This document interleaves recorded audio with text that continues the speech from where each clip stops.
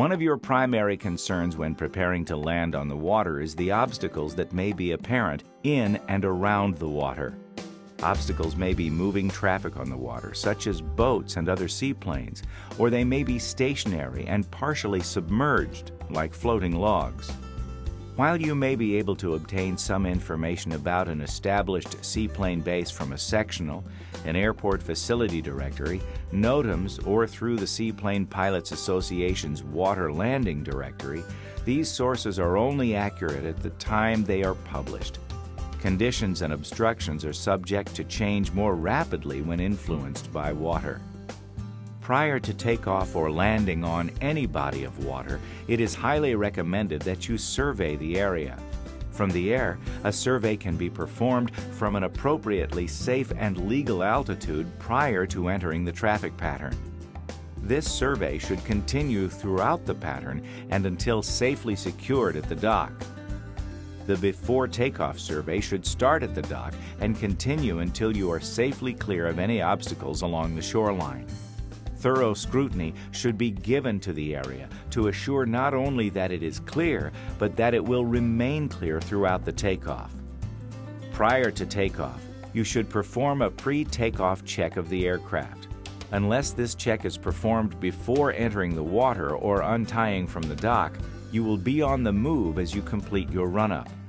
Be certain that this can safely be performed under the existing conditions and keep a good lookout for obstacles that may be on the move or otherwise.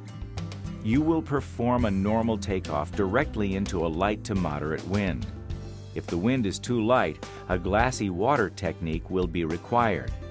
If too strong, a rough water technique may be required.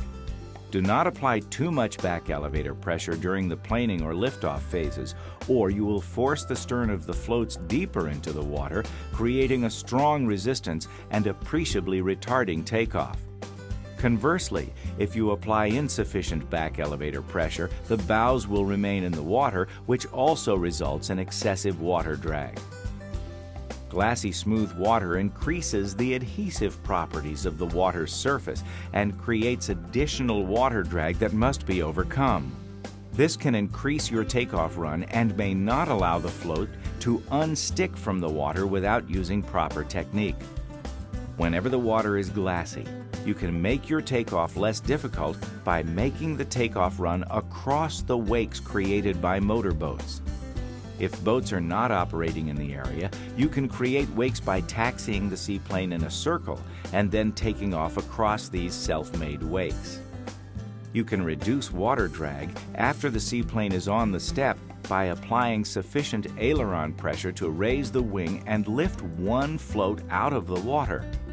By allowing the seaplane to turn slightly in the direction the aileron is being held, rather than holding opposite rudder to maintain a straight course, considerable aerodynamic drag is eliminated, aiding acceleration and liftoff.